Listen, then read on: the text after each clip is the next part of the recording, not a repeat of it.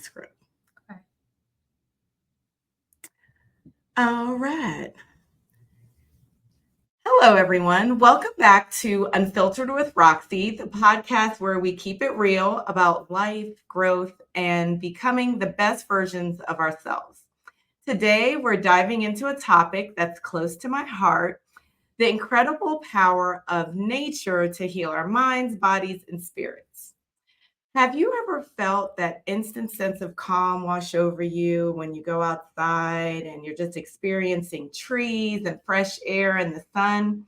Or for me, my favorite place, waves crashing on the beach, or simply just enjoying the sun. That's nature's healing energy at work. And I'm so excited to have a special guest with me today who's dedicated her life to helping people tap into that healing. Quanshay Henderson is a licensed master social worker. She's kind of a big deal, y'all, and the founder of Nature Heals. It's an organization all about connecting people with the transformative power of nature. Quanshay, welcome to Unfiltered. Thank you, Roxy, for having me. It is such a pleasure to be here. I'm glad that you're here today. So for those of you who can see me in the studio, I am sweltering in here. I seem to be going through a little flash right now. So we're just going to power through. You may hear a fan. I'm not going to promise that that's not going to come on. It might come on right now. But with that, we're going to move forward.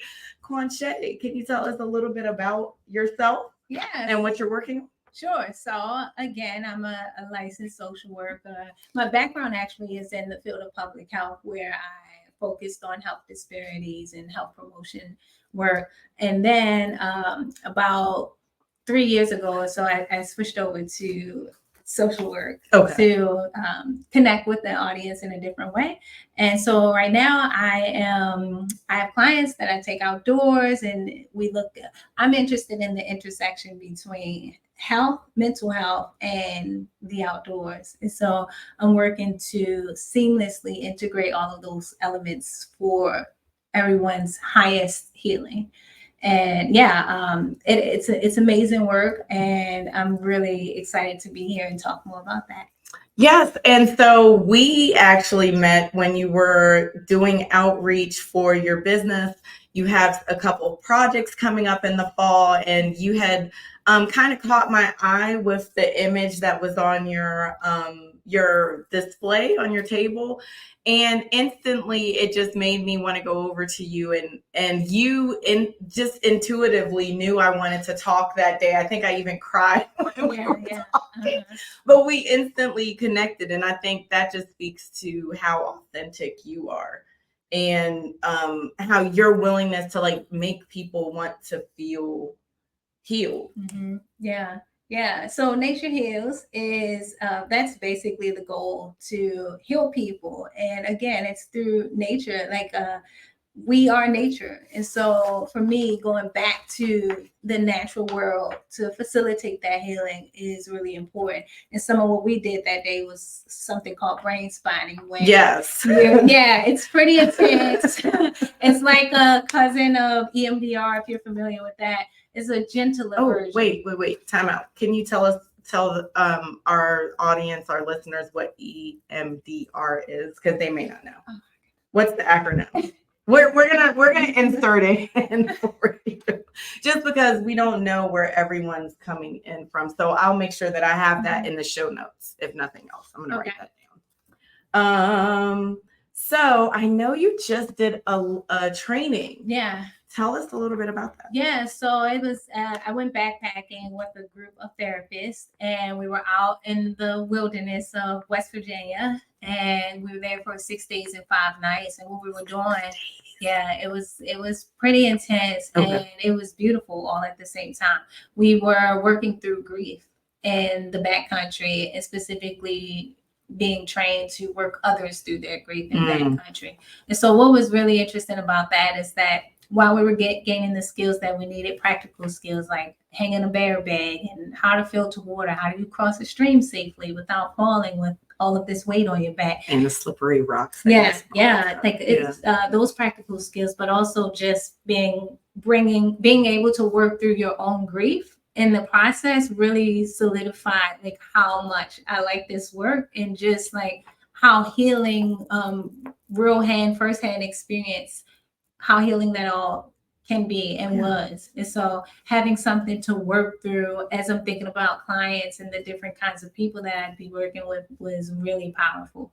It was spiritual, really, for me to be out there, have everything that I needed on my backpack, and just trust life, trust that whatever happens, it will all work itself out. And I think life is like that too, just opening yourself to the process. Yeah.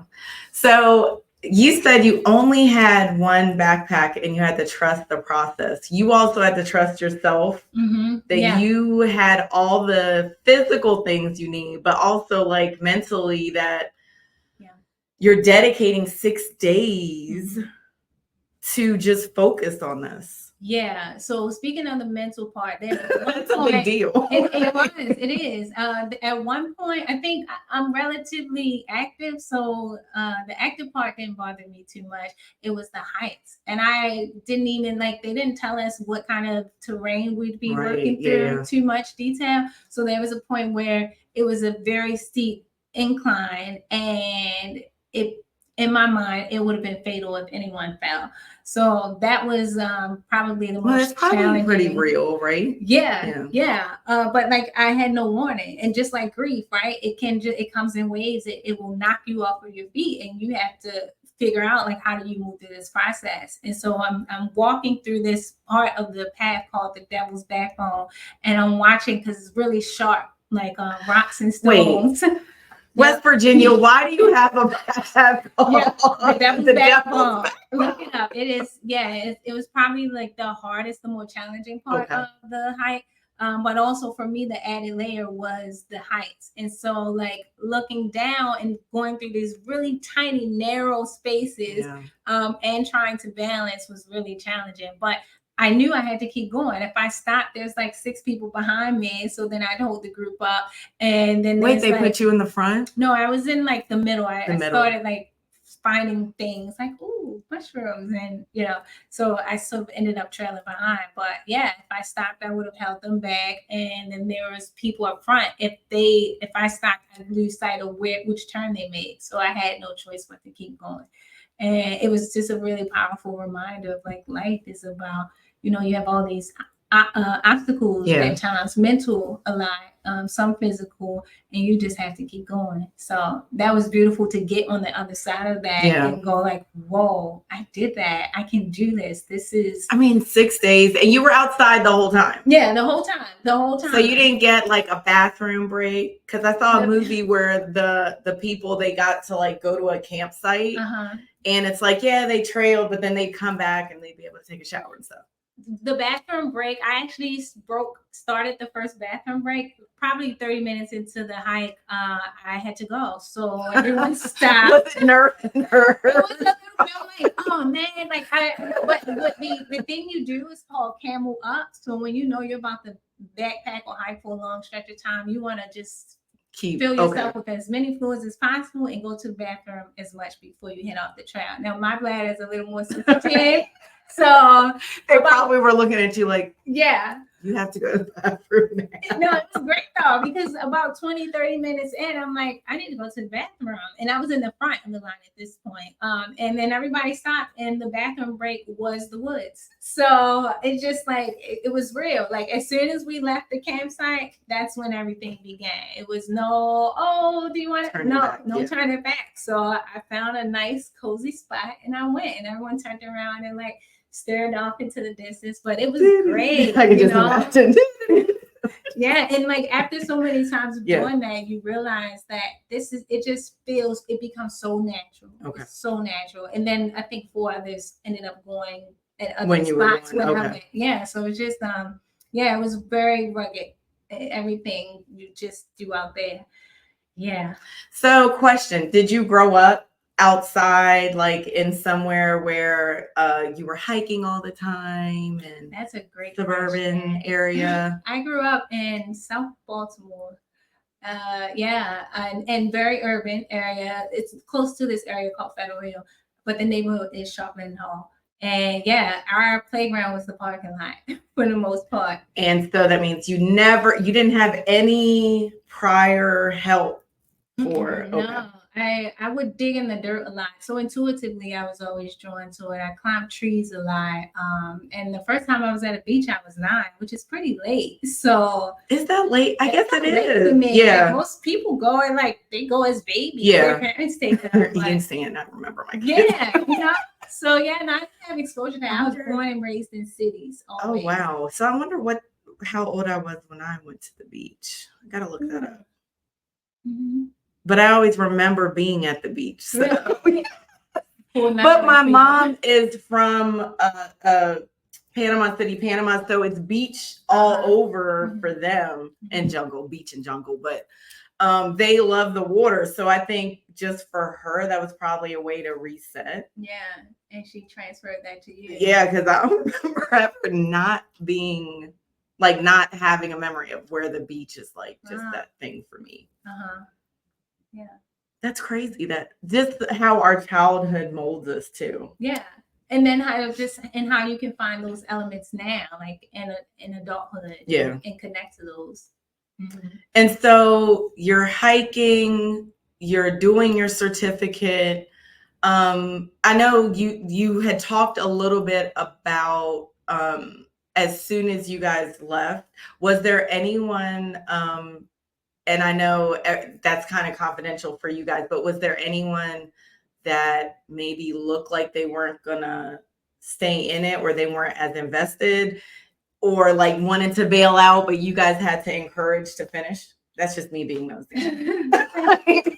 Like, was there someone where you were like, I don't know if they're gonna make it, y'all, or like, oh, they're like from what they're saying or how they're acting? Yeah, day one of hike 1, full day, there were a few people that carried a lot in their backpacks, and all I could think about was the Erykah Badu song, "That Lady, you gonna hurt your back." Yeah, can you imagine? But I can imagine being like, oh, I'm gonna need my little fan. Yeah. I'm gonna need my pen but I need 5 of my pens because there's different colors and different textures for when I want to write, and I have different notebooks.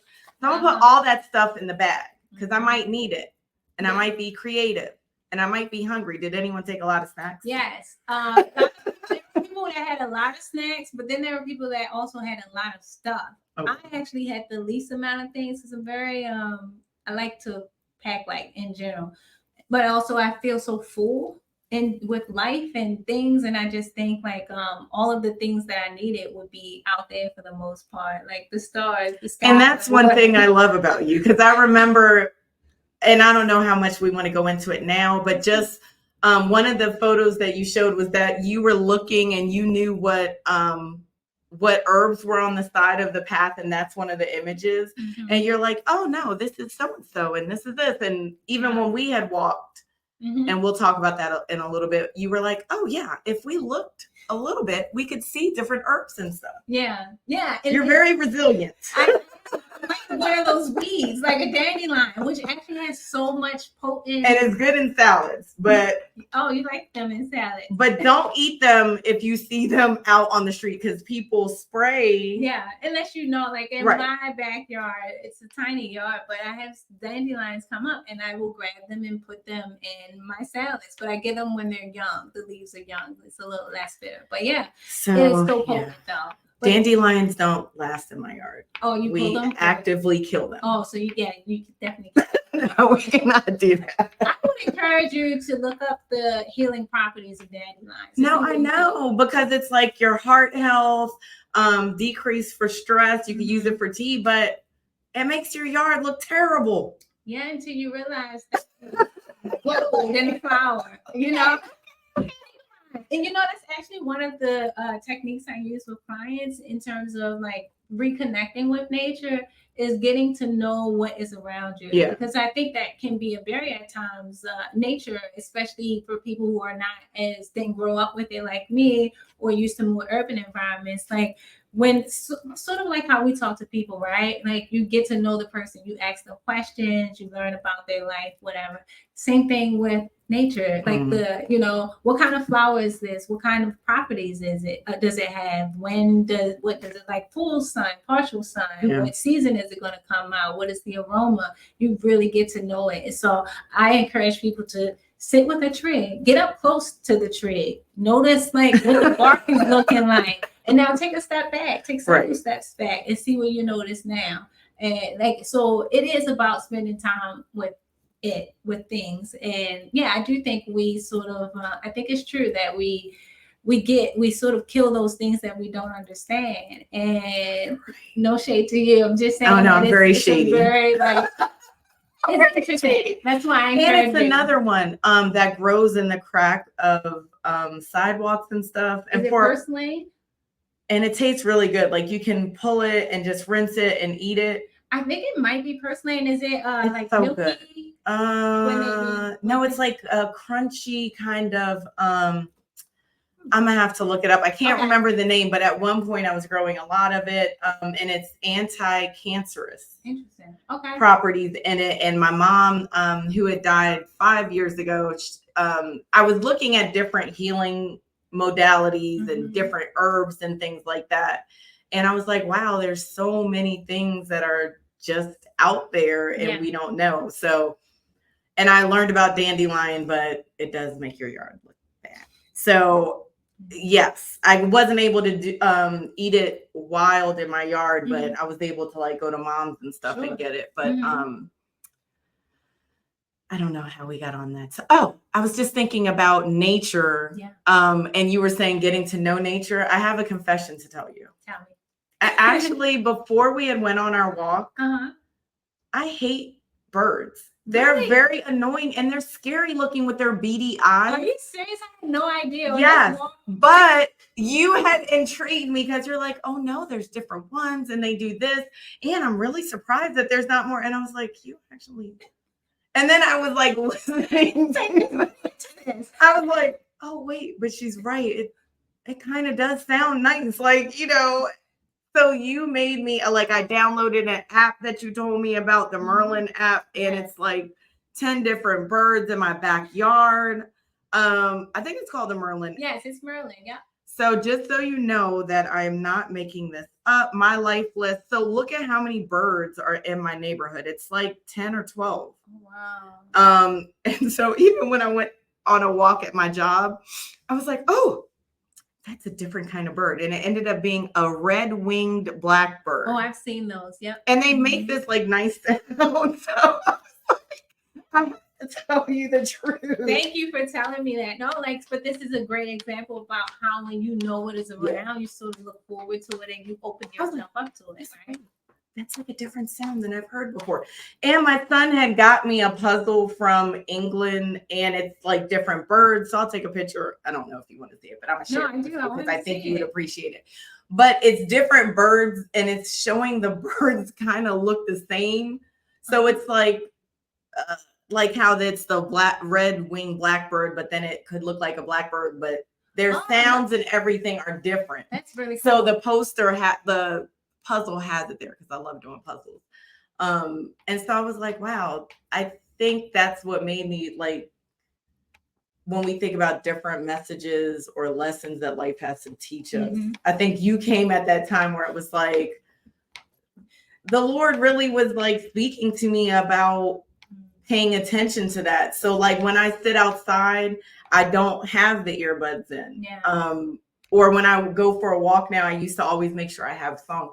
Or I'm doing, I'll like repeat affirmations. I don't do that anymore because I want to hear the birds sound. Yeah. Because I'm like, okay, well, I feel that it's healing me or it's calming me down. Yeah, and there's a lot of research out there too that indicates that bird song in particular is one of the top most relaxing nature sounds for people. That, running water, a few others, but what is interesting. And you didn't even tell me that. I just was I never told you. I should just listen. Yeah. But the interesting part about the bird song is that it's really good for like the nervous system, which is probably why most of us feel that relaxation part. But also, bird song is really active when there's like no threats around. So the fact that we hear it a lot, it's just it signifies peace, right? Because there's no predators after them. I never thought about that. Yeah. And actually, this is really interesting too. When I got back from that backpacking trip, I was very overstimulated because when you're out in the backcountry for 3 days or more, it is like you sort of like, and they said like we need to talk about integration, and I sort of rolled my eyes like we'll be fine. But no, when I came back, everything felt loud. It was just too much. The only thing I think that saved me was the bird song in my backyard. And some of the birds that I heard in my backyard were out in the mountains that we were in. So that was really a great way for me to integrate very slowly. Like everything was hard, even getting in the shower, because I wasn't used to that. You know, you bathe with what you can. There's no hot water coming down. You know, I had to get used to the temperature changes because it was really cold at night and really cold in the morning. And then even that's the summer.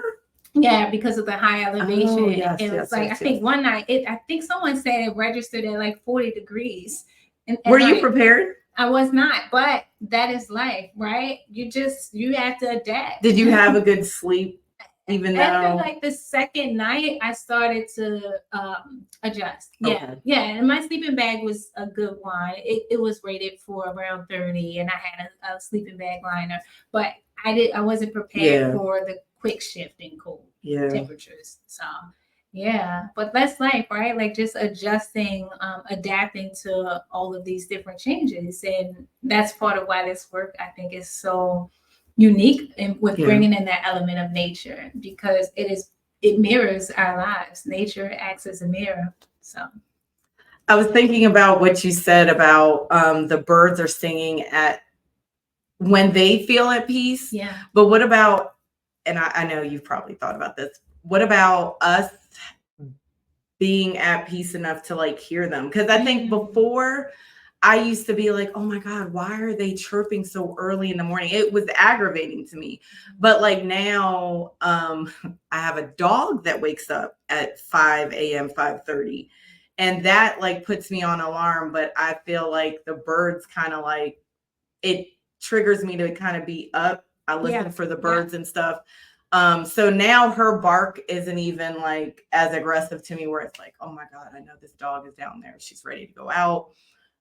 She possibly could have messed up the cage because she's like very, what do you call it? I guess she's elderly and disoriented and poops and does all kind of crazy stuff. But it's like I can shift by that, and I'll just like wake up now around 5. It annoys me that I have to take her out, but it's like now I feel the peacefulness of the walk. Yeah. When I hear the birds and stuff, where I didn't notice that before. I think maybe now I'm a little bit more mature, where it's like, what's the lesson? And I finally got it. It's time for me to be quiet. It's like the Lord made that situation where it's like I can get up and appreciate the birds, the sparrow's song, the dove song, because it's a morning dove that is around us, and it goes in the morning. One right in my backyard. They built a nest and some more, like really close by me. So I was watching them get there. So they have a nice song that starts very early in the morning. But I appreciate that now. Whereas before it was like, I really believe I just was on edge and agitated before. You're in a place of stillness now. And stillness can like open you up to those experiences more. It's just like, you don't even have to do anything in nature. You can just be, because nature just is, right? And so there's a like inherent stillness in being out there too. I love it. I want to be outside as much as possible, and I love it. So your favorite spot would be the woods, or where? I I think it would be woods, probably a mixture of woods and mountain. Okay. But I'm so adaptable. Like I could also be in a really flat area as long as I see green and sky, which is often everywhere, right? So yeah, but ideally, Hopefully. yeah, hopefully, yeah. But when we're in the concrete jungle, that's like part of the city life that really makes it toxic for people. It's higher heat because there's not a lot of grass and trees. It's a lot of pollution, and the pollution sits because there's not a lot of green stuff to filter that through. So in those cases, because like in one of the office area that I work out of, I'll have people, it's all concrete, it's right downtown. Yeah. So, but there is a little park across the street. And so, and I have my clients there ranging ages from about 25 up to 80s. The oldest I had was 85. How awesome is that they are still working on themselves? Yeah, it's important. I mean, you know, because we all need the work, right? And that's important. But what I do is because like making it more accessible, everybody cannot walk. People have chronic health conditions, etc. So for those who can walk, we'll walk around that little park, like a 2-minute walk from the office. And then for people who want to sit more, we can go up onto the top floor, which is the parking garage, and we sit there and we talk about perspective shifting, right? Because when you're that high up, yes, it's a city view, but the sky is still there, the sun is still there, the clouds are still there, and you'll see like how tiny your problems become when your perspective shifts a bit. So it's everywhere. It's everywhere. But it's about opening yourself to be able to notice these things and apply them to your lives, you know. And other times I might just put out a blanket and we just sit on chairs on the blanket outside. The sun, vitamin D, that's very healing. I love it. I love the sun. Yeah. So yeah. Because a lot of times just that will help our brain reset. And our mood. Yeah. So one of I see a lot of people with chronic health issues, and one of the first questions that I'm asking is, how's your sleep and how's your appetite? And when we start talking about sleep, I'm also asking about, what are your vitamin D levels? Have you, because I work with the PCPs there as well. Have you talked with your provider about testing you for that? Now, the one that I work with most closely with, she screens everyone for a vitamin D level, and almost a sizable amount of people have low vitamin D levels, which is common in African American communities. Our skin is darker, so it's harder to convert the vitamin D from the sun, and most people are indoors now. So hence why it is so important to get outside and expose yourself to the sun and get some of that. But I do notice when people's vitamin D levels come up, whether they are taking the vitamin once weekly and then transitioning to being outside more when possible, it makes a huge difference on sleep, everything, mood. It is amazing. So nature really does heal. Yes. And I just want to say this. I know a lot of Black women, men, they don't want to go in the sun because they don't want to get darker. Put your sunblock on. You will be fine going outside. It's for your health. It's good for you. The sun is actually good for you. Yeah. So moving on to some of the questions that we have. Nature's healing power. What are some of the most surprising or impactful ways you've seen nature improve mental health in your work with Nature Heals? Or I know you're not totally, so Quanshay is starting her Nature Heals in the fall, winter season. It's upcoming. So we'll also leave her contact information so you can connect with her. But right now in the work that you're doing, what are the most impactful ways that you've seen nature improvement? Yeah, I think we've talked about it a little bit. Yeah, like the running water. The sound of water, just running water, it does a really good job of flushing out some of like the mental chatter, which I didn't really think about before, but it makes sense. It sort of drowns it all out if you sit there long enough. So that one's really cool. We talked about the vitamin D and the sun exposure. Yeah, and I think just sort of like I realize when I'm out in the woods, I'm not thinking, oh, that's an ugly tree. Right. They're all beautiful. Right. So it's a confidence booster in that, like, objectively it is all really beautiful. Yeah. And so then it's like, well, what if we thought about ourselves that way? And so really, like I was saying earlier, nature is a mirror. And so, like, just being out there, I think I've been able to gain so much insight into my own personal life, and it's all coming from nature. It is a mirror for me. And so, like, having like the sound of running water to sort of drown out some of the like background noise, or like some of the internal chatter that we all struggle with at times.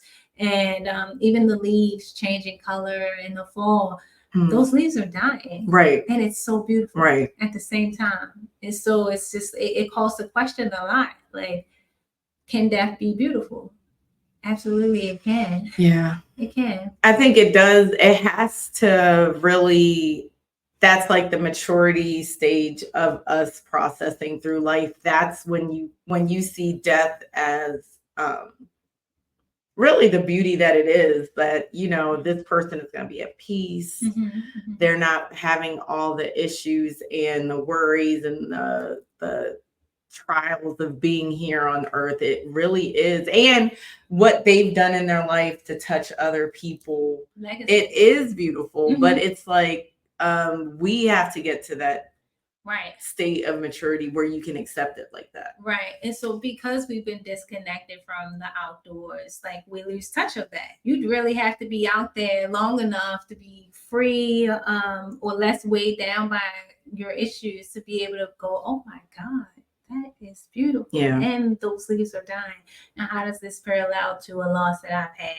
And I think the other thing too, with death being beautiful, is that we grieve because we love. Yeah. So because I specialize in grief and loss, when I am working with people who are working through grief, I'm really there learning about who they loved and how they were loved. And so that is a completely different perspective when we think about grief work, because people will say, oh, that's so heavy. How could you do it? And I worked in hospice for 3 years, and that was another kind of like intense experience, which I loved. I laughed the most there, like big belly laughs, and just it was amazing. But it was about, yes, it's death, and there's sadness, rightfully so, that comes with that. But there's also a tremendous beauty with it as well. And it's just like, we grieve because we love. So I'm hearing about people's love stories, really, and helping them navigate life now that they've lost the love of their life. Right.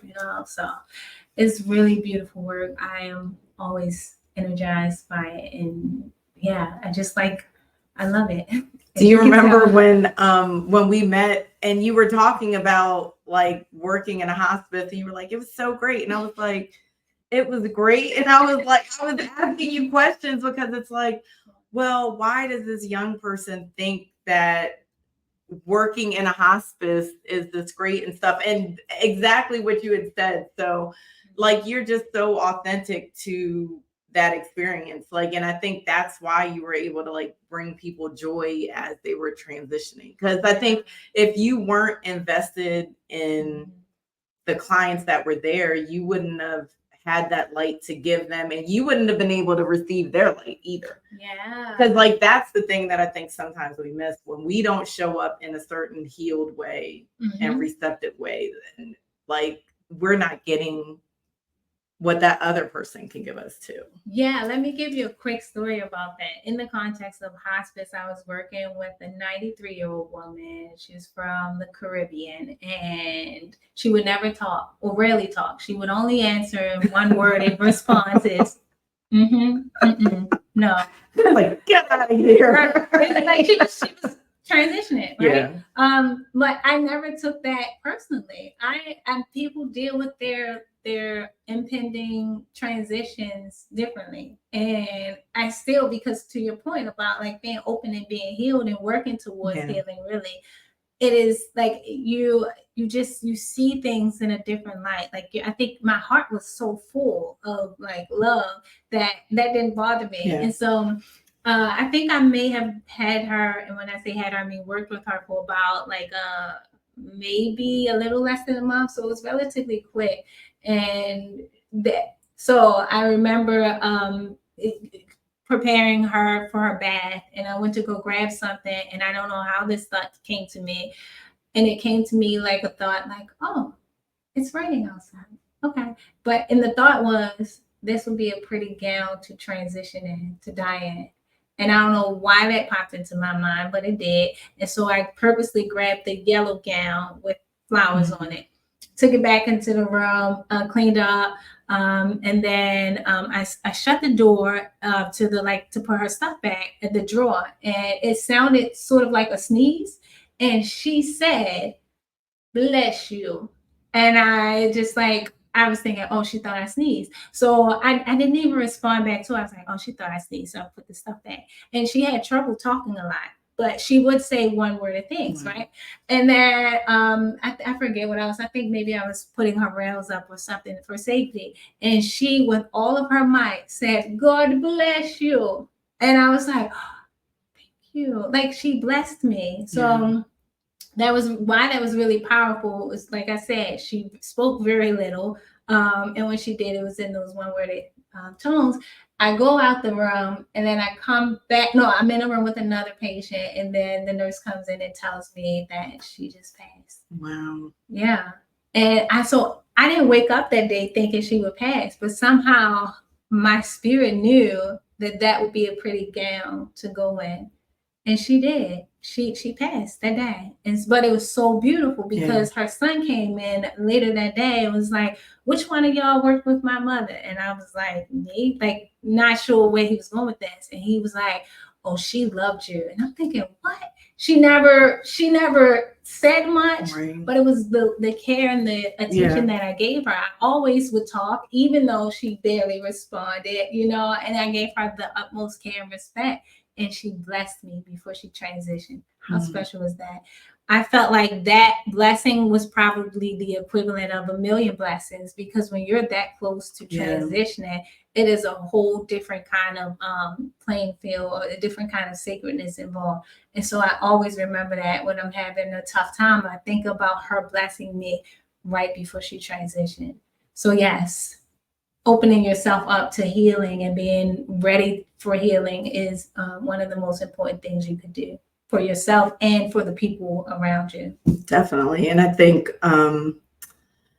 one of the things that with nature that I had started talking about in the intro is when you're going through grief. When I was going through grieving my mom's death, it was like me being in the garden, me going on walks. And it's like that grief sometimes can feel heavy, but that connection with nature kind of can bring you back full circle of, like you were talking about, how the weeds, but how different trees, we don't say, oh, that tree is just so ugly, or this thing. And even when you see weeds in the forest and stuff, you don't say they're ugly. It's just like, oh my gosh, that's such a cute plant, or whatever. You're not like, we don't perceive it as a weed unless it's somewhere it's not, we don't want it to be. But just that whole process of grief and the different stages of it, I don't think I would have appreciated nature so much, even because in my grieving, it was like when we had my husband had bought a condo at the beach, and we were able to spend time cleaning up the condo, doing all these things because it's a rental property. But just having that opportunity helped me get another level of healing. But I don't think I would have appreciated it as much if I didn't go through that heavy period. It would have just been like, oh, we're just on the beach looking cute. But it's like when we've gone after that, it was like just something that was healing for me. Even I had foot surgery. And I remember walking on, it was slow, but walking on the beach to get my foot stronger. And at first not being able to go as far, but being able to appreciate the waves and being able to appreciate, oh, I'm just so grateful that I'm down here now and able to reset, because just even having surgery is kind of a grief, like, but I don't know where I was going with that. We're just talking about how it's been able to help you with your grief, you know. Yeah. And the full circle moment is like you said, your mother would like the beach was a huge part of her life. Huge part. Yeah. And then having a rental property right in the beach on a beachfront in the near the water is like another way to still connect with her. So like death is severs our physical relationship with people, but the emotional aspect of it stays intact. So physically she's not here in the body, but you see her when you're at the beach, and all of that is your brain is processing that and having that connection. And I don't even know that, but it is like, you know, that, oh, I think I know what it was. The inner voice, you being I guess in tuned enough to like listen, obedient enough to actually do. And I think a lot of times when we're older, we see it in little kids a lot. You'll be like, well, why did you do that? And they're like, I don't know. I just wanted to do it. Yeah. But like when you get older, your inner voice will tell you stuff. And if it doesn't make sense to your mind, you won't do it. But in that instance, you were like obedient. Well, you were listening. And then it's like, oh, I'm going to do this. And you were able to like reap the benefits of that. Yeah. That's beautiful. And I think sometimes we just don't take that time, those moments. Stillness. Just the inner voice doesn't even come out because of all the other stuff we're trying to do. Which to my earlier point about carrying less stuff in the Bag Lady song running through my head, it's just like we carry so much. We accumulate things, emotional and physical things throughout our lifetimes. And I am, and especially probably I was like this for a while, but hospice also really made me aware of that, because when people transition, it's it. Like, and even as they're coming in, their life is now confined to a tiny 4x4 room. Yeah. People had whole careers and children and families, and now they're confined to a room in a sense. And so it really got me thinking about like, we have so much stuff, because then after we would need to clean, after the transition, we would clean the rooms out and get the family together. Things were donated if no one claimed it. And it was interesting when people came in with very little as well too. So I do think that there's something to be said about how much we accumulate, but also emotionally. We talk, we talk a lot about physical accumulation, but not so much about emotional, you know. And that's that whole song. When I'm cleaning, I'm like, even when I'm thinking about all that, it's just like it doesn't serve us. And maybe it served us at one point, but life is ever changing, just like the leaves on a tree and the seasons and the clouds, they pass by. Things cannot just stay fixed and accumulate. It's just not the natural order of things. And so we just sort of need time to catch up with that.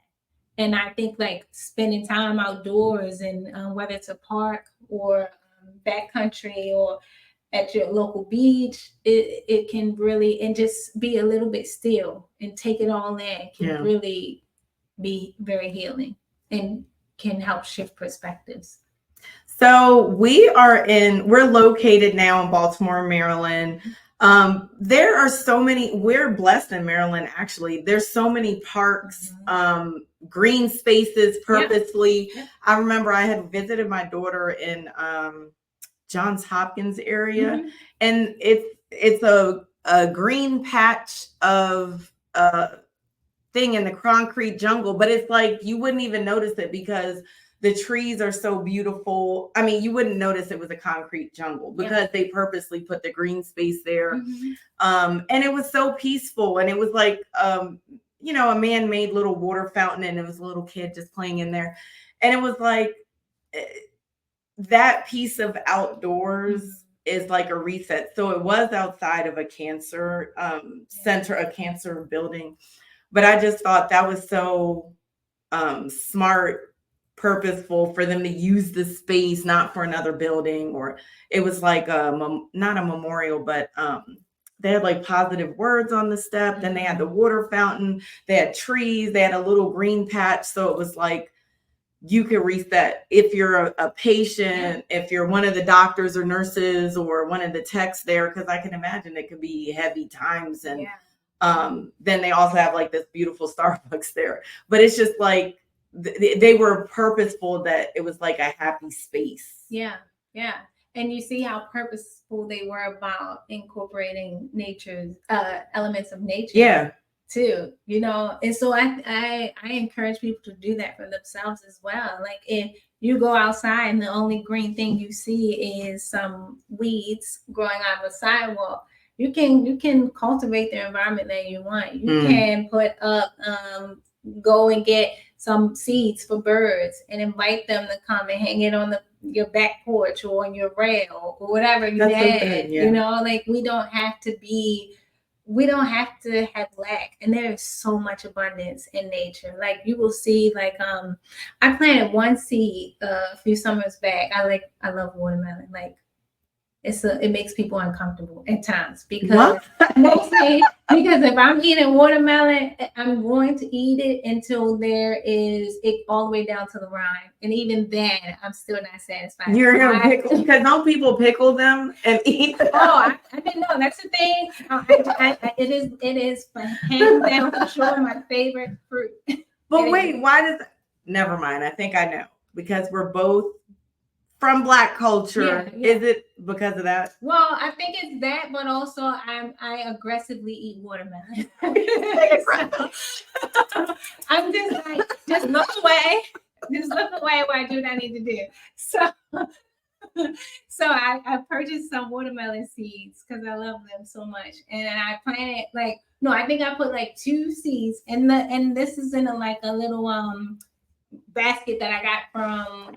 Fan myself again. Sorry, y'all. Sorry, a little basket that I got from Dollar Tree, and I just lined it with some cloth and then soil, and put the 2 seeds in there. And then I set it up against a chain link fence, which is bordering my house. And the neighbor, no one lived there, so it was fine. And it blossomed. Those 2 seeds turned into 8 different little baby watermelons, and then each watermelon had about 30 seeds in there. And again, so when you're paying attention to life, right, you see that's pretty awesome. There's a lot of abundance in that, and it's just like, this is why I think we in general don't need as much as we think we might need. It's just so much abundance. So that's my little story about abundance. So I love that idea of bringing nature to us, and that leads us into not resilience and grounding, but accessibility to nature. So if you're in the city and you were saying you can't necessarily grow a whole backyard full of things, but maybe you could do a raised garden, maybe you could do the hanging basket. What's the other things? I guess like a ledge planter kind of deal. Yeah, you can do that against a rail. I've seen people have just a small laundry basket, and actually I've used those too. I live in a row house, so it's tight quarters there. I use laundry baskets as well. Put the soil in there. I line it because I don't want the plastic. And I grow stuff in there. I had a blueberry plant coming out of one of those. And that's another way to connect with nature. Like if you can't get to a park regularly, but you can water your plants regularly, you'll find the same effects. Like that connection. Yeah, there's positive ions in soil. So, and which is especially useful for depression. So feeling depressed, and I tested this for myself. I don't know what was going on. I was feeling down, and I was like, you know what? I'm gonna go in the garden, and I just started. And I didn't have any gloves on. I just put my hands in the soil, and probably within about 15 minutes or so, I was feeling connected, like literally grounded. So that's really useful as well. And maybe you don't want to plant anything. Maybe you just want to be in the soil. I love the thing about the bird feeder though, because then it's kind of and certain areas, we get hummingbirds, so you could just put that up if you didn't want to do the bigger bird. And funny thing about the soil you were saying, so there's a book called The Nature Fix, which I thought you had recommended to me, but that must have just been Holy Spirit giving me a Yeah. resource, but it talks about the ions in the soil as well. It's like, so when I say read, I do Audible. Okay, yeah. It's kind of cheating. My girls don't like that, It's but the same thing. It's like a 10-hour read. It's in a nice, it's not read by the author, but it's a good resource. And it's all about the research of us interacting with nature and it affecting our brain. So that's one of the things they were talking about in Japan, that they actually tested the soil and how it has the healing properties in there. Yeah, it is right under our noses. Like what we talked about earlier, getting so busy and sort of bogged down with everything, it can be really hard to see. And like I'm exploring all of the weeds that grow in my yard right now, and it is amazing. Yeah, the things that I'm learning, and I'm just like, there is so much healing to be had. And you're in the city, you said, right? I am in Baltimore City. Baltimore City, and it's right? Still so many variety in. Yes, and when I'm not cutting the grass religiously, it's just like you see so many different weeds, and a weed is really a flower that we don't want to be there, right? And so the question is, why wouldn't I want this here? I'm learning about broadleaf plantain, which is a very common weed that almost all of us have seen. Broadleaf plantain. I'll show it to you. And actually, when I came back from backcountry, I saw some and I put it on my little bug bite. I had no idea where this bite was from, and it's starting to smooth over, but it has huge anti-inflammatory properties. Oh, wow. It is edible. It's good for digestion, so leaky gut, just all kinds of things. And these are weeds growing in this city that people are like, oh, like, why would you live there? Or like, they have all these negative thoughts about the city. And I'm just like, look at God. Yeah. Like, look at all of this abundance. Look at life is just sort of like, there's things that happen, unfortunate things. And then at the same time, there is like all of this healing available to me, and ignorance of not knowing like what this is. I'm just like, I'm going to just take it out. But now I'm making salads. I'm making like spit poultices, meaning like you chew it out and then you put it on something and let it heal. I'm doing a lot, and I think but this is available to us all. So I'm really big on making sure that I'm knowing like what something is before I try to get rid of it, as to the degree possible. But so the point I'm making there is that there is so much diversity in healing there. And I was thinking like, I have different things going on with me, and I'm like, I probably could heal myself in my backyard. And then thinking about the seasons, right? Because that stuff is running rampant now, and I'm picking it, so it's encouraging it to grow more, right? But I'm getting what I need out of it. And then, the winter's going to come, and now I'm curious about what kinds of things grow in the winter that I can still have. Purslane just came up in on the side. In the back of my yard.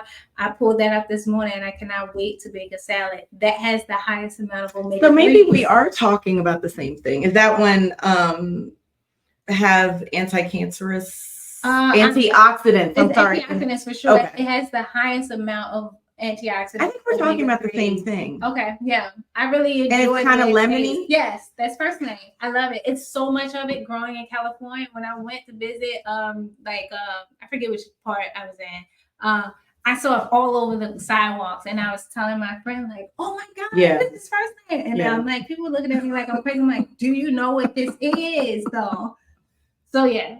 So I had actually planted some in my garden to take up. It takes over. Yeah, but I like that because at least it's something that I know that we can eat and stuff, or at least I would eat. But something came through and killed everything, like I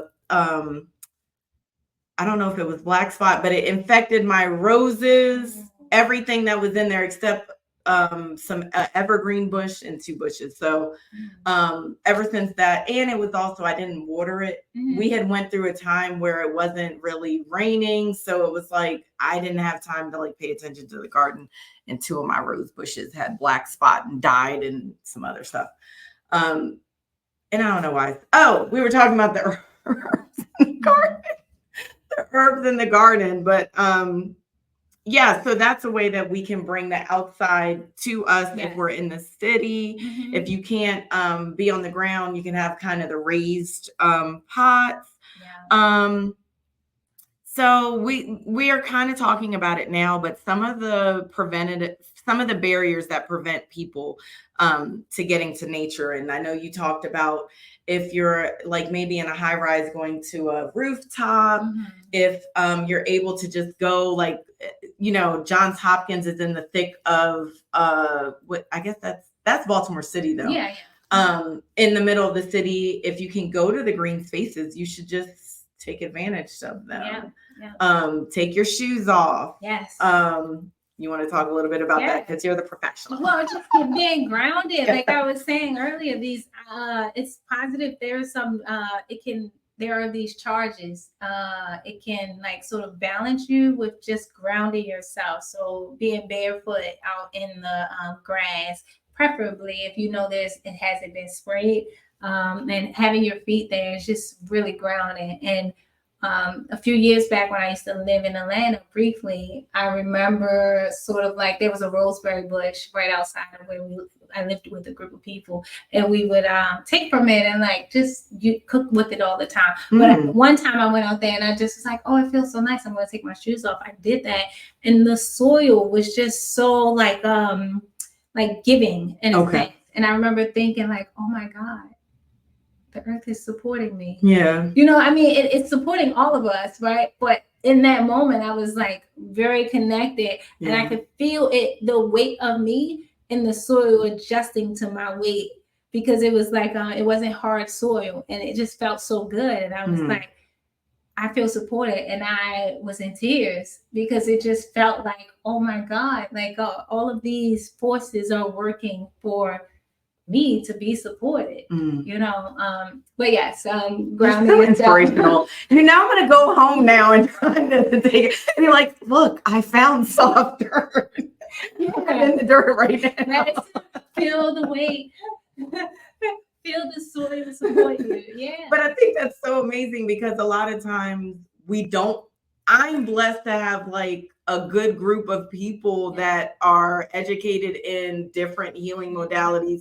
Like I didn't know the Lord would put me with you and that you would teach me about the birds and another level of grounding, because I didn't even think about that. Like if we're really, because I've heard of it before and I walked on the grass, and I think it's my maturity level now too, because yes, I walked in the grass, but now it's like another level is, for me to really connect to the ground and how it feels and how do I feel when I'm walking through it and stuff. That's play around, like with balance. What if you leaned a little bit to the right? What do you notice? How about the left? What if you just stood there? And how does your perspective change standing on the ground versus laying on the ground? And like in the summertime as well, like the ground is a natural air conditioner. It is so cool, right, to the touch when you lay on the ground versus not. And so it is God. I think it is so. It's really hard to feel alone as well when you're out in nature, because we have species isolation, because feeling alone is a huge thing now with everybody sort of being disconnected, but connected in some ways, primarily social media. But I think that when you're out there, you learn very quickly, which is what I learned in West Virginia. I'm not alone.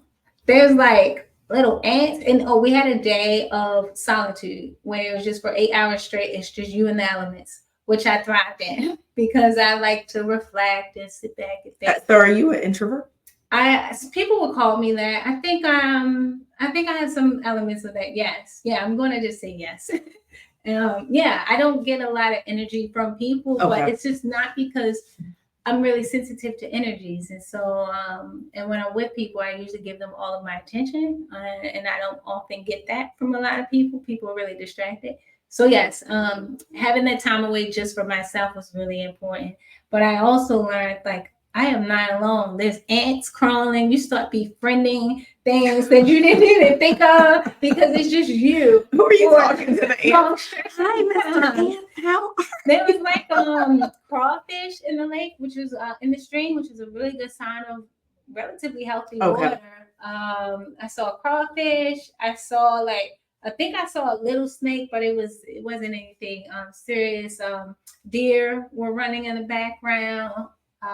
Yeah, little bugs, just birds, butterflies, and so it's just like you are not alone. And sometimes feeling alone can be an added kind of weight, but like I said, just spending time in stillness to be able to see all the other creatures, living things that are around you. Like we're not the only ones here, so that helps put things in perspective too.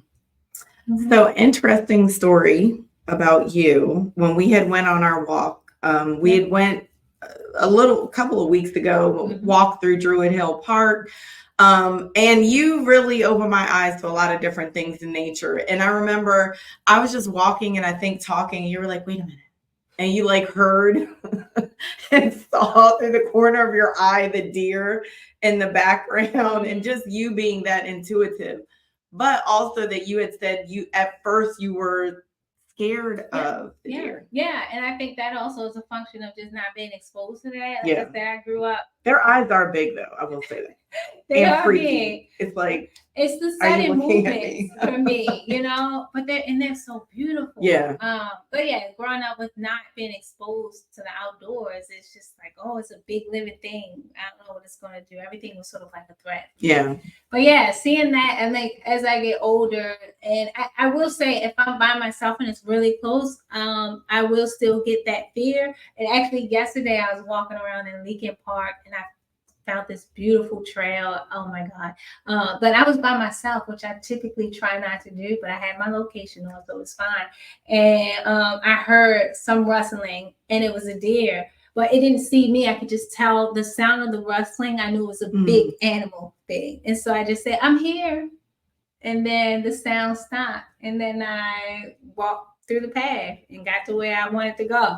But that, when I was with you. How beautiful is that though? Yeah. How can I what? No, I said, how beautiful is that though? Oh, yeah. You were like, yeah, I'm here. I'm just going to walk through. Yeah. I love you. Goodbye. and I was afraid, and so that's to the point of like. Because you didn't know how it was going to react or whatever. Yeah, it could have charged me. It could have had its little babies. I don't know. I just knew that I had to keep going, which is what I learned in the Dolly side. So like, if you stop, you're going to hold people in the back up, and you might lose track of the people in front of you. So you have to keep going. And in that moment, I remember feeling fear, because that's sort of like was a fear of mine. And specifically if I'm by myself, but it happened, and I just said, I'm here. And then it stopped rustling and went on its business. And then I went to where I was going and came back, and I could see some deer in the distance as well. That's such a testament to you can start out not being a nature person and liking being outside, but it's like you exposing yourself to it, and then also kind of educating yourself with the animals. So maybe if you were scared of deer, because they are big, they do look different with their eyes on the side. You could just learn about them and then just use that when you're walking, I'm gonna walk, and if I perceive the animal doesn't see me, I can just be at peace and just say, because I think we forget that we are part of nature too. Yeah. And they can understand us too. Yeah. So if we're frantic, they're getting frantic. If we're calm and peaceful, that's just my friend just walking on their journey. And I didn't make any sudden movements, although it probably would have just ran it off, scared it off. And I just sort of just like acknowledged it. Yeah. And I'm sure, also being out in the Dolly sides, I remember thinking that the only the things that matter most in these moments are, do I have a source for water? When are we going to eat? Social connection, a bit of that, and just sort of like working through my grief and moving my body and resting well. Yeah. So it was like these core things, but also I was really aware of like sudden sounds, which is why coming back here to the city was so stimulating, because there, if anything is rustling in the woods, it is an animal, or like you're trying to use the bathroom and you just want privacy. So I just became really hyper aware of like sudden sounds. And so bringing that back here was just too much because there's sounds everywhere. It's like, oh my God, I was so tired because it's overload, sensory overload. But why that is useful, I realize, is because it brings you in the present moment. So from a mental health perspective, if you're in the present moment, you are not depressed thinking about things that are in the past, because depression tends to follow that sort of thought process, thinking back, and then anxiety is usually forward, thinking ahead. And so you can't be anxious or depressed if you're in the present moment, which is why nature was so, being out there so long was so healing. I was only thinking about the next moment, really. And so it's like it opens you up to the here and now. And when you hear like a leaf, the sound of someone walking, you just stop and you notice it. And you're constantly in the moment, but it's not overstimulating like in more modern world. So that was a really huge takeaway as well. Like I was so, like, my senses were so sharp when I got back. And I think I still have that. And I try to make sure I'm in the woods at least every weekend, every other weekend to keep that up. Because it hasn't been that long. How long I was out there, I think it was 2 weeks ago now. Well, 3 weeks ago now since I've been back. So, but I just want to be there all the time. It's just easy for the most part, you know? So thinking now, after going through that experience, what do you think your next steps will be? Yeah, I definitely want to guide people through an experience like a backpacking experience. I want to make it a little more, bring the historical elements into it for people, make it a little relevant, specifically for people of color and Black people specifically. And I'm also working with a friend of mine who is I think I'm that friend. You're that friend that and hopefully a couple of other people that are going to help us lift this this beautiful idea.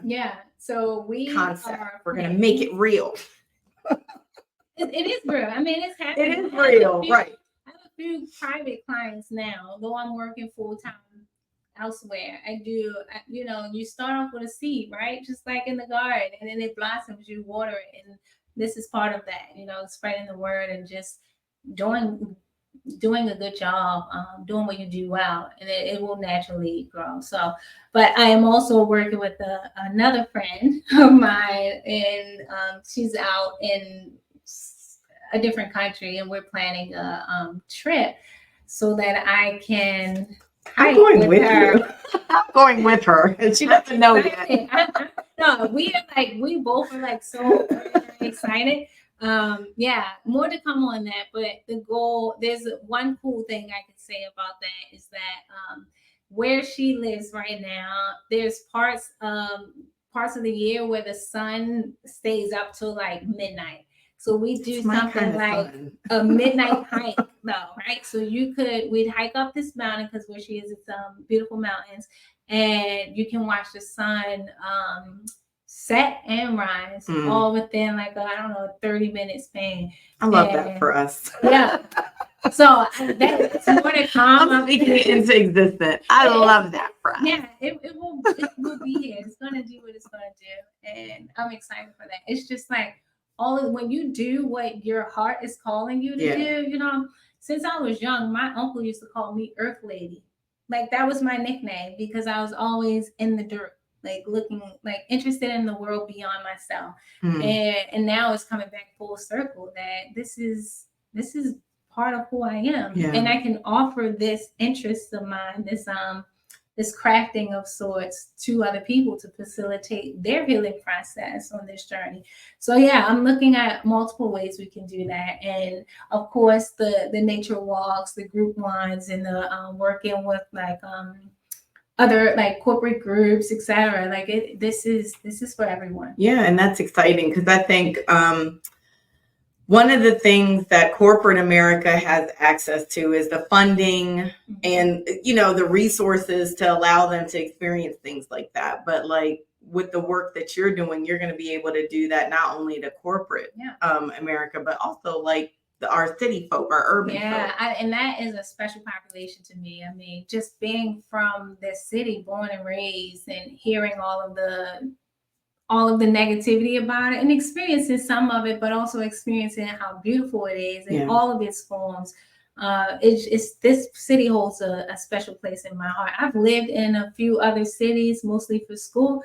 So I lived in Atlanta and in Michigan. I spent some time in different countries, and then I always come back, and people are shocked. You went where? Right. Wow, right? That's what I said about you. Like, that's so amazing. And it's like, this is home. Like, this is home. This will always be home. And no matter where I go, like, I purchased a home here. So this will always be home base. I feel I cannot explain it. It is something about this city. And I know there's a lot of painful experiences here, especially from the people that I work with when they share their stories. I also know there are other aspects to it too. So that population as well, which is why it makes sense for me to start this here and then offer opportunities for people to make those nature connections outdoors in other like areas, but also other countries. I mean, because my friend, she's German by background, and her husband is from Rwanda. So we're talking about doing something in Rwanda as well, so this is I'm going to that global, too. I'll be there for that. You're like, you're not going to follow me everywhere. I am. No, I'm going to support you, and I'm going to promote this because I think a lot of times in the Black community, we don't have those champions of projects like this, and then they kind of just fizzle out. But I feel that you're so passionate about it and your light is so bright about it that other people are going to catch on to that, and you're going to really be able to take it to levels that you didn't even think about. Yeah, for sure. And that's what I mean by like getting yourself to a place of stillness where you can be clear about what you want, even if you don't know exactly what the next steps are. I just say put one foot in front of the other. You cannot climb a ladder by just shooting all the way to the top. You have to put one foot and one hand in front of the other. And I think the same thing about life, like just make the move. I didn't know that outreach in that day that I did for Nature Healing. Who knew? We were like the one of the few, and that's the thing, like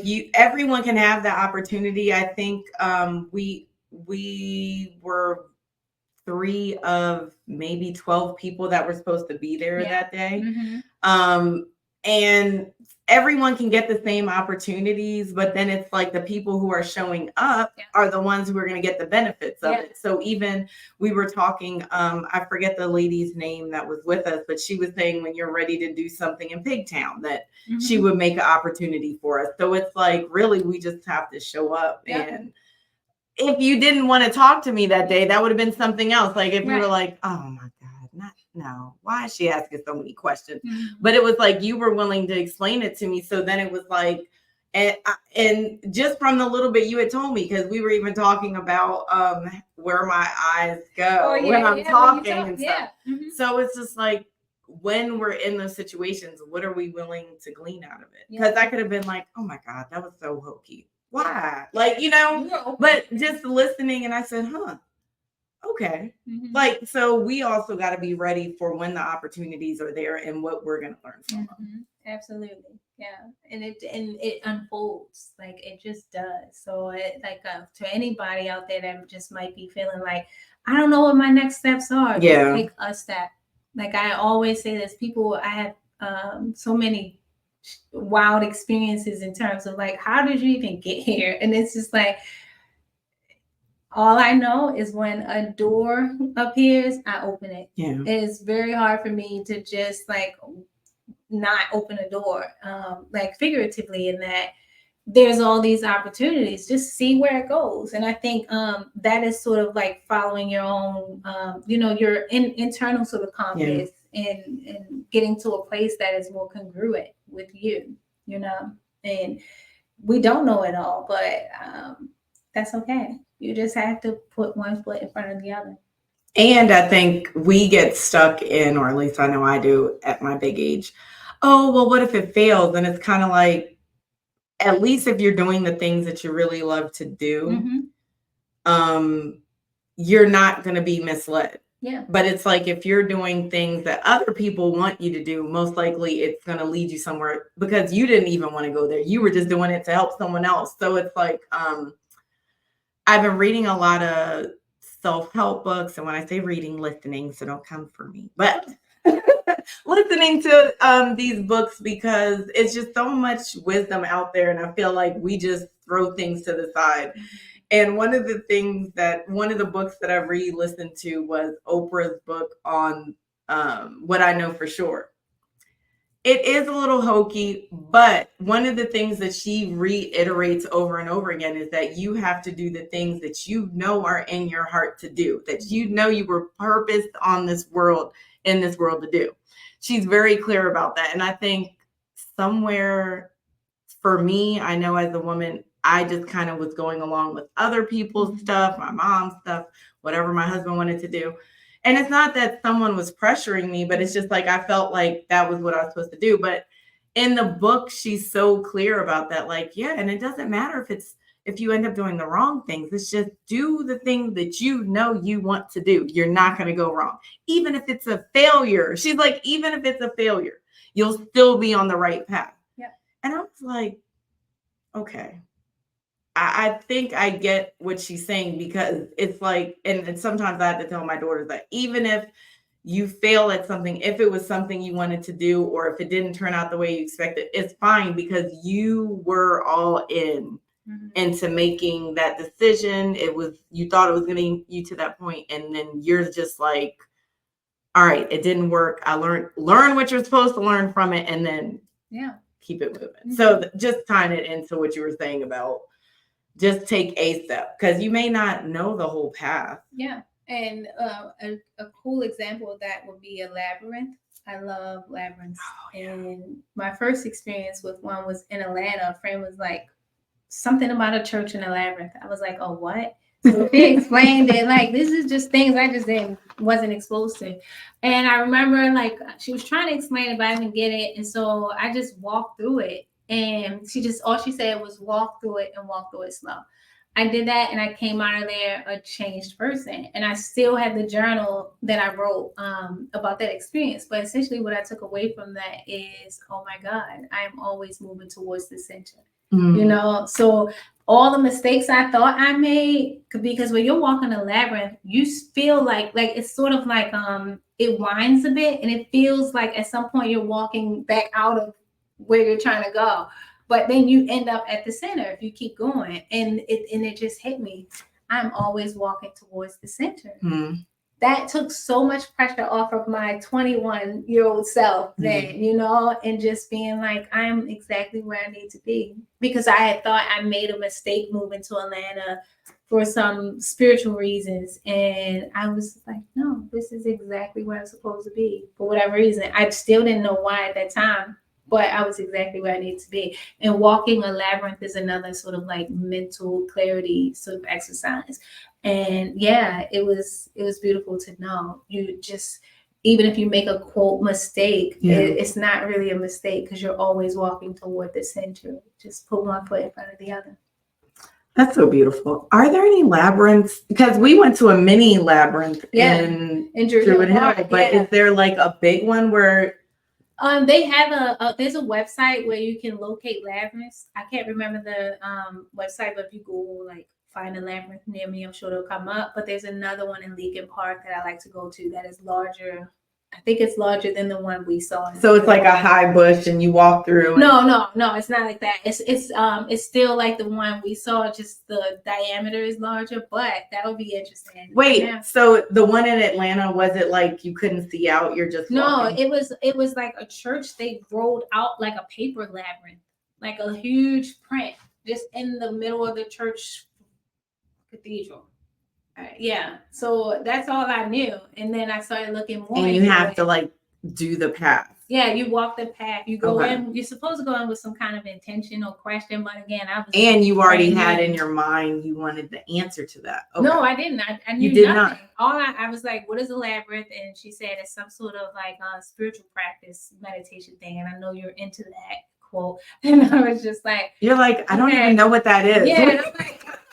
And I went, and it was transformative. Okay. I walked it. She just said, just walk it slowly. And they had candles and some chanting going on in the background. It was, and I was like 21. Right. You know? And it's like a lot of times you're like, this is so hokey. And so, oh, wait, it's working. It worked.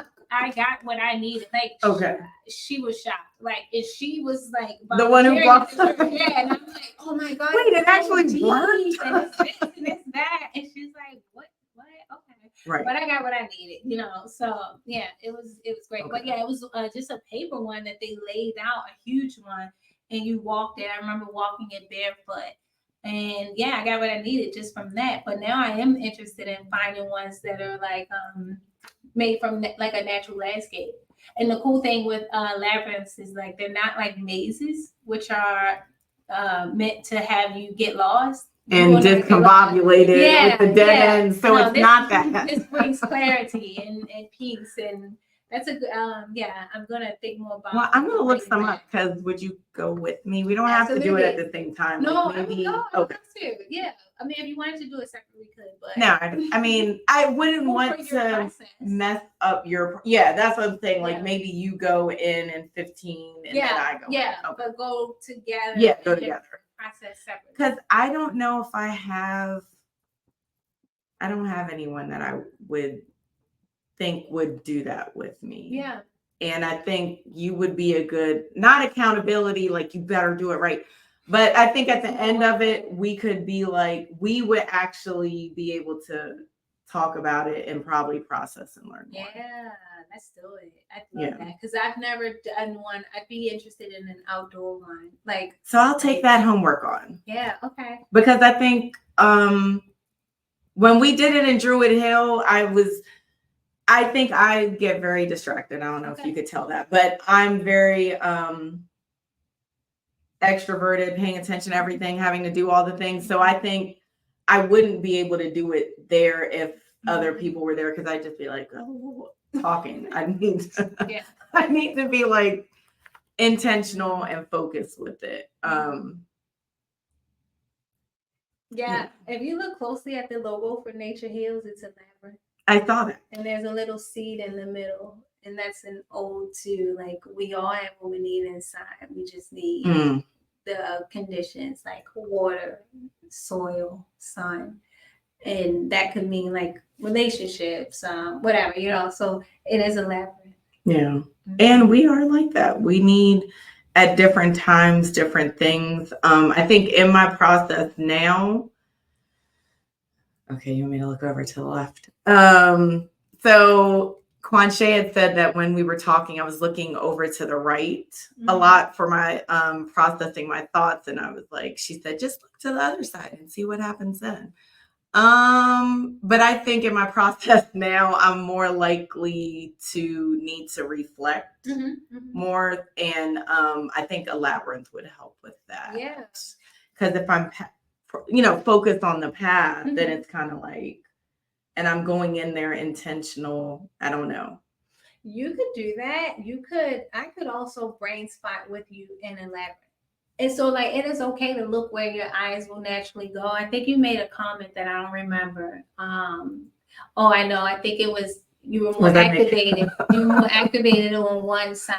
And then I said, well, what happened if you looked here? What's the left side? Because if I'm looking right, that means my left brain. Yeah, it's like the opposite. And so wherever you were looking the first time, it was either more, I think it was more or less activated. I think it was more activated. So I said, well, let's see if we look this way. Yeah. And you notice the difference. And so you can process on either one. It really just depends on. And I do that a lot. I'll be like, yeah, you look a lot to your left. For sure. No, I'm like right, I think. Really? I think because I'm intentional because you're okay. All right. Because she's with me, I'm just kind of like, all right, bring your eyes together. So definitely we're gonna do the labyrinth, but in the fall we're definitely doing this walk. And one of the goals of our podcast is just to talk about nature, introduce it on the podcast and with everyone and the work that you're doing. And in the fall, we're definitely doing a walk. We're thinking about 2. just to make it where it's more accessible. The groups are going to be small, but we're going to have more details on that. But what are any of the takeaways that you want people to have? I would just encourage people to to start small in terms of finding ways to get a daily dose of nature. You know how there's a daily dose of medicine, get your daily dose of nature. And for some people, that's a daily dose of sun. You know, even if you just go outside on your back porch for 5 minutes and just sit there, you know, or if you're an early riser, maybe you want to wake up and watch the sun greet you. I'll do that at times. Or like as a part of winding down for the evening, you give yourself some time to watch the sun rest, and as a signal for you to now prepare your body for rest. And so whatever that might be, it could be watering a plant, daily dose of nature, you know, so it's going to look different for different people, but finding a way that makes sense. So maybe instead of cutting your car AC on, you roll the windows down. You know, so or like and really hot days like today and how it's been for the past few weeks, I will go and retreat to Lincoln Park. The canopy for the summer is like it's beautiful. It's the leaves are full, so it's blackish, literally shielding you from the sun.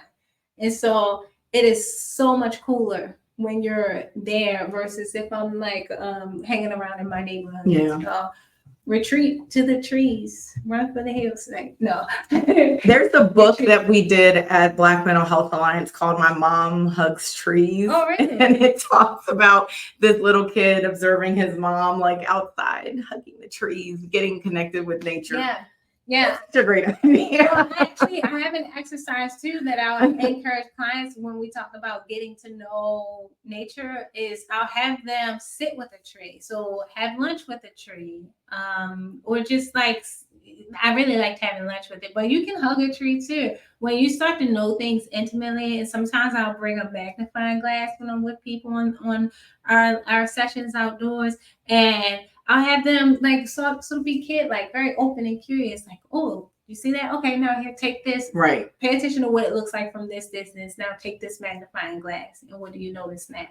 And it just opens your world up. So yeah, hug a tree, kiss a tree. Fall asleep in a tree. I've done that. I went to school at Morgan, so there's a little like lake area, Lake Montebello. I would like cut through the woods. Wow, that's full circle too. I would cut through the woods to be at the lake, and there's a tree there that is beautiful. Someone just told me 2 days ago that there's a cherry tree out there, so I need to go and find that too. At Montebello? Yeah, Lake Montebello. She just discovered a cherry tree. Okay. So she said she'd show me. So I'm planning to go back for that. But yeah, like do what you can. Like right. Another thing fun for kids is like putting a piece of paper like up against the bark of the tree and using a crayon to like. I remember doing that when I was little. Yeah, just to get the patterns and all kinds of things. Yeah. All right. So that is a great takeaway. I am so glad that we were able to meet with Quanshay. You will see her social media. What else? Your Psychology Today link. I'm trying right. Yeah, I forgot. We're going to have that in the show notes. And we hope to see you if you're in Maryland out on the trail with us. And thank you for joining us today for Unfiltered with Roxy, where we have real conversations, go through real change so you can be a better real you. Bye. Have a great rest of your day.